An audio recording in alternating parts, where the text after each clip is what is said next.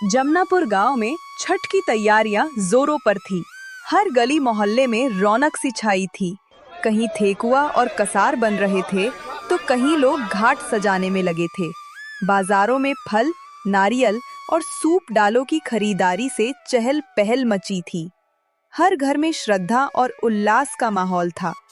लेकिन उसी गांव के एक कोने में एक ऐसा परिवार भी था जहां खुशियों की जगह चिंता ने डेरा जमा लिया था। एक टूटी झोपड़ी में कमला अपने बीमार पति रमेश और एक बूढ़ी सास सरजू काकी के साथ रहती थी। परिवार इतना गरीब कि रोज का खाना जुटाना भी मुश्किल था। हर घर में सूप सजाए जा रहे थे, गीत गूंज रहे थे, पर उनके घर का चूल्हा ठंडा पड़ा था। गरीबी ने उनकी खुशियों का गला घोंट दिया था। कमला बेटा, देखना, गांव भर में छठ की तैयारी शुरू हो गई। सबके घर में पकवानों की खुशबू फैल रही है, छत पर नई साड़ियां सूख रही हैं और हमारे यहाँ एक वक्त का खाना तक नहीं है। अम्मा, भगवान भक्ति देखता है, थाल का आकार नहीं। इस बार हम पूजा मन में करेंगे, दिल से करेंगे। बाकी सब दिखावे की चीजें हैं। बेटा, मैं भी यही सोचती हूँ, पर जब देखती हूँ कि सब औरतें घाट जा रही हैं नए कपड़े पहनकर, तो मन दुखी हो जाता है। तेरे बाबूजी के ज़माने में तो छठ पर कितनी रौनक होती थी हमारे घर में। अब वो दिन कहाँ रहे बेटा? हाँ अम्मा, वक्त ही ऐसा आ गया। मैं भी चाहती हूँ कि इस बार कुछ खास हो, पर दवाई, राशन और किराया चुकाकर जो बचता है उससे बस पेट पलता है। पूजा का खर्चा कहाँ से लाऊं? बेटा, तू जिस घर में काम करने जाती है ना, वो सेठानी जी के पास तो किसी चीज़ की कमी नहीं है। अगर तू उनसे कह दे कि छठ पर थाल के लिए थोड़ा आटा या फल दे दे, तो शायद वो मना ना करें। अम्मा, उन लोगों के पास भले ही धन की कोई कमी नहीं है, लेकिन दिल की कमी है। उनके घर में तो नौकर को काम के बाद एक पल रुकने की भी इजाजत नहीं है। वो क्या किसी की मदद करेंगे? हाँ बेटा, मेरी तो छठी मैया से यही प्रार्थना है कि इस बार कुछ ऐसा हो जाए जो हम भी खुशी खुशी छठ मना पाएं।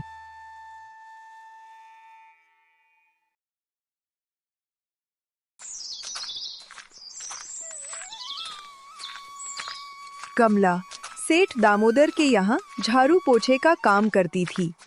एक दिन फिर कमला सेठ के घर पहुंची और गुस्से में सेठानी उससे बोली, आ गई महारानी कमला। अब तो आने का समय, काम का समय, सब कुछ तू ही तो तय करेगी। आखिर मेरा यहाँ क्या काम? सूरज सिर पे आ गया है और ये महारानी अब टहलती चली आ रही है। माफ कर दीजिए सेठानी जी, आगे से ऐसा नहीं होगा। घर में मेरे पति काफी बीमार है, उनको दवाई देकर और बूढ़ी सास के लिए थोड़ा बहुत खाना बनाकर ही आ पाती हूँ। आगे से ऐसा नहीं होगा मालकिन। बस कर बहानेबाज, खूब भली भांति जानती हूँ। तुम जैसे लोगों को मैं बस हर समय कोई ना कोई बहाना तैयार रखते हो। मुफ्त की पगार लेने तो बड़ी जल्दी आ जाते हो, लेकिन काम के समय गायब। नहीं मालकिन, मैं कोई बहाने नहीं बना रही हूँ, सच बोल रही हूँ। मेरा विश्वास कीजिए। ठीक है, इस बार माफ कर रही हूँ, लेकिन अगली बार ऐसा हुआ तो यहाँ अपनी शक्ल मत दिखाना, समझी? छठ पूजा सर पर है, घर में बहुत काम है, समझी? ऐसा कहकर बेचारी कमला अपने काम में लग जाती है। रोज सेठानी की खरी खोटी सुनने के बाद भी कमला पूरे मन से अपना काम करती। कमला घर में झाड़ू लगा रही थी, तभी सेठानी की आवाज आती है, अरे ओ कमला, जरा इधर आ, जल्दी। कहाँ मर गई? कमला झाड़ू छोड़कर दौड़कर सेठानी के पास जाती हैं। जी मालकिन, आपने मुझे बुलाया? हाँ, ये ले, पूरे 5,000 रुपए है। बाजार जा और वहां से नारियल, गन्ने, सेब, केला, अनार, अनन्नास, शरीफा, सिंघाड़ा, मेवा, काजू, बादाम, किशमिश, दूध और हर सामग्री जो छठ पूजा में लगेगी सब ले आ। और जो भी पैसे बचे मुझे वापस ला कर दे। समझ गई ना? पूरा पक्का हिसाब मुझे ला कर दे। जी मालकिन, अभी ले आती हूँ। मैं जानती हूँ छठ पूजा में और क्या क्या सामग्री लगेगी। आप बिल्कुल चिंता न करें। ऐसा बोलकर बेचारी कमला बाजार जाती है। बाजार की रौनक देखकर कमला बहुत खुश होती है। वह बाजार में सभी जरूरी सामान लेने लगती है। बाजार से वो हर वो चीज लेकर बंगले की तरफ निकल जाती है। उसके चेहरे पर हल्की सी मुस्कान थी और सेठानी को कहती है, ये लीजिए मालकिन, सारा सामान ले आई हूँ और कुछ पैसे बच भी गए हैं। और वो मैं कुछ कहना चाहती थी। कमला हिचकिचाते हुए बोली, हाँ बोल, क्या कहना चाहती है? वैसे भी मेरे पास 1000 काम है। पार्लर जाना है, छठ के लिए नई साड़ियां भी लेनी है। अब जल्दी बोल। मालकिन, आप तो जानती है, कल छठ पूजन का पहला दिन है। घर में एक एक वक्त के खाने को भी पैसे नहीं है। अगर कुछ पैसे मिल जाते तो मैं और मेरा परिवार भी छठ की छोटी मोटी तैयारियां कर लेते और अगले महीने की पगार से वो पैसे काट लीजिएगा मालकिन। अभी 10 दिन पहले ही तो पूरे 2000 रुपए दिए थे। तुझे फिर पैसे चाहिए? देख कमला, ऐसे नहीं चलेगा कि जब मन हुआ मुंह उठा के पैसे मांगने आ गई। इस बार तुझे कोई पैसे नहीं मिलेंगे, समझी? चल अब अपने घर जा और कल सवेरे आ जाना, बहुत काम है। कमला आंखों में आंसू लिए कोठी से निकल जाती है।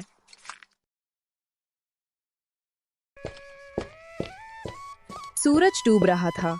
रास्ते पर लालिमा फैली थी। हाथ में झोली खामे कमला थकान से बोझिल कदमों के साथ सेठानी के घर से लौट रही थी। दिन भर झाड़ू पोछा करने के बाद भी आज फिर से उसे एक पैसा नहीं मिला था। आज भी कुछ नहीं जुटा पाई। न अम्मा के लिए दवा, न रमेश के लिए ढंग का खाना।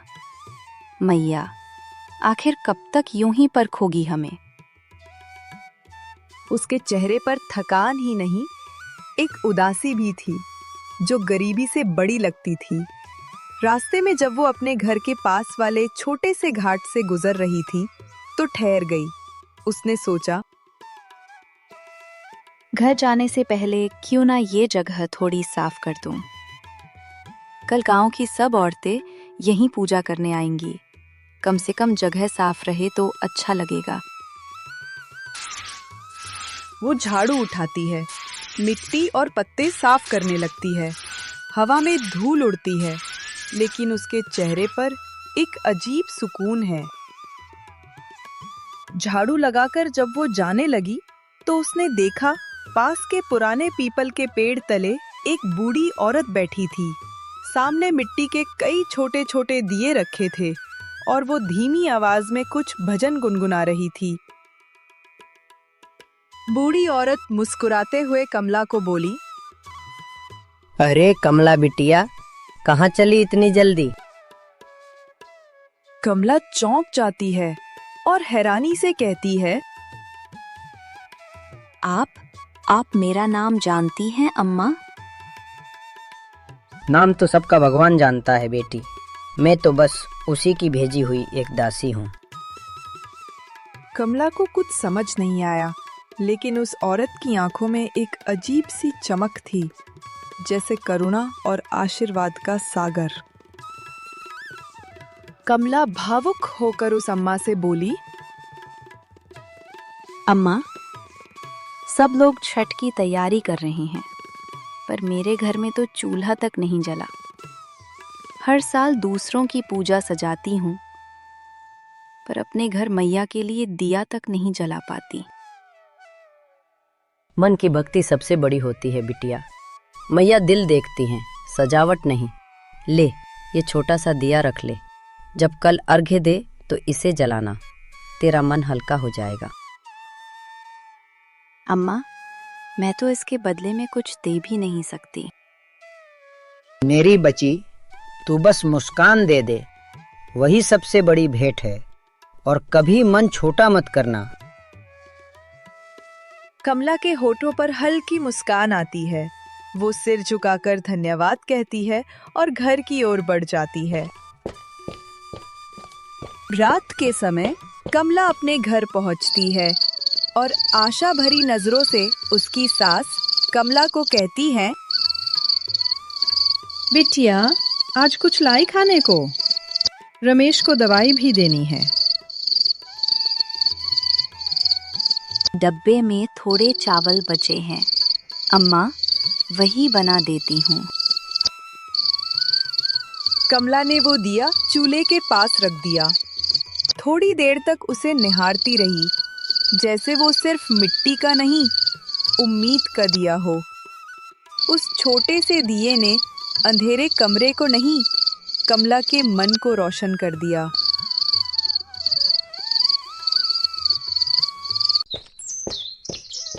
अगले दिन जब कमला घाट की तरफ गई तो वही बूढ़ी औरत फिर से वहां थी, लेकिन इस बार उसके पास दिए नहीं, बल्कि फलों और पूजा सामग्री से भरी टोकरी थी। आ गई बिटिया, आज तो तू बिल्कुल प्रसन्न लग रही है। अम्मा, आज आपके पास तो पूरा पूजा का सामान है। हाँ बेटी, ये सब उस भक्ति के लिए है जो तूने कल दिखाई। ले, ये टोकरी तेरी है। आज तू भी अपनी सास संग छठ करेगी। लेकिन अम्मा, मैं कैसे लूं ये सब? ये तो बहुत कीमती है। कीमत चीजों की नहीं, मन की होती है बिटिया। और तूने तो कल ही साबित कर दिया कि तेरा मन सबसे सच्चा है। ऐसा कहकर वह अम्मा कमला को वह टोकरी दे देती है जिसमें पूजा का सारा सामान, नई साड़ियाँ तथा अन्य कई सामान थे। वो टोकरा लेकर कमला खुशी खुशी अपने घर आ जाती है और अपनी सास को सारी बात बताती है। बिटिया, जिसका कोई नहीं होता, उसका केवल भगवान सहारा होता है।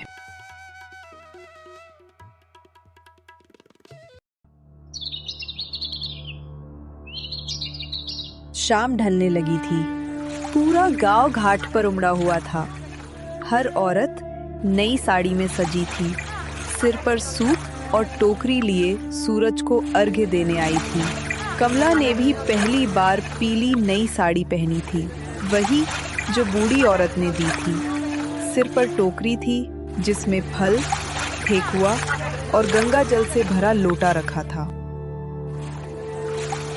तभी सामने से सेठानी तेज आवाज में हंसते हुए कमला को बोली, अरे ये क्या देख रही हूँ मैं? अब ये गरीब कमला भी छठ करेगी। कहाँ सोने चांदी से पूजा और कहाँ ये मामूली टोकरी। तभी आसपास की औरतें भी ये सुनकर हंसने लगीं। मालकिन, भक्ति में ना कोई बड़ा होता है ना छोटा। मैया की दृष्टि में सब बराबर हैं। अरे बस बस, ये पाठ मुझे मत पढ़ा। पहले अपने हालात सुधार, तब मुझसे बात करना। अर्घ्य का समय आया। सभी औरतें जल में उतरी। सेठानी ने अपने गहनों से भरा सूप उठाया, लेकिन तभी उसका पैर फिसला और वो नदी में गिर गई। भीड़ में उथल-पुथल मची। लोग चिल्लाने लगे, लेकिन गहराई के कारण कोई पास न आया। तभी कमला बिना सोचे समझे पानी में उतर गई और सेठानी को पानी से बाहर लेकर आई। सेठानी आंखों में आंसू लिए बोली, कमला, तूने मेरी जान बचाई। मैं तो तुझे नीचा दिखाने आई थी, पर आज समझ गई, सच्ची पूजा वही है जहाँ दिल साफ हो।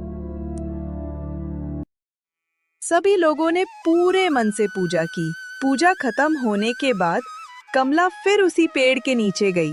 वो बूढ़ी औरत को धन्यवाद देना चाहती थी, लेकिन वहां तो कोई था ही नहीं। सिर्फ कुछ टूटे दिए पड़े थे और हवा में हल्की सी खुशबू।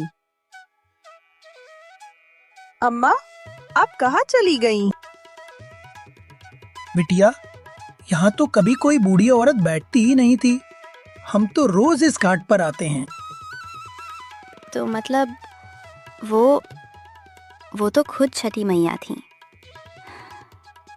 जो मेरे घर आई, मुझे दिया देकर आशीर्वाद दे गईं।